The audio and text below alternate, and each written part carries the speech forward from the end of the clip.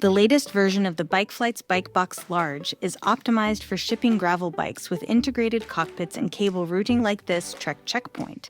It's designed so that you don't have to remove your rear wheel and rear derailleur. Packing the Bikeflights Bike Box Large is a simple process that requires you to do these 10 key steps. First, shift the derailleur to the easiest to pedal gear.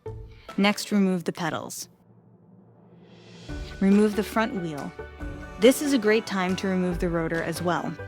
If you have hydraulic disc brakes, it's also a good idea to put a spacer in your front brake caliper and secure it with a rubber band, zip tie, or tape.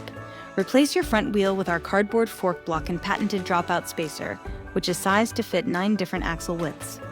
Mark your seat height with electrical tape or a permanent marker before lowering or removing it.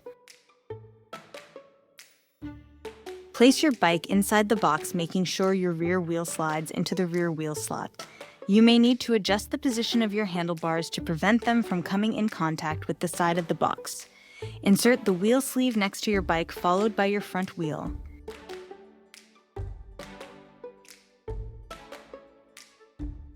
Protect your paint job using household items such as tube wraps, old towels, rags, etc.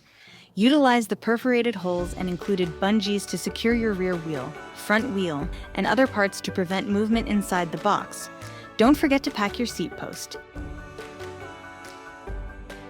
Use a small parts bag to hold pedals, tools, and accessories. You can slide the small parts bag along with water bottles and rotor into the openings on either side of the rear wheel slot for safekeeping during transit. Once your Bikeflights Bike Box Large is packed, use bikeflights.com to ship your bike with confidence.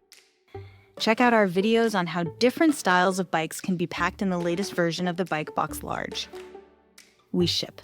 You ride.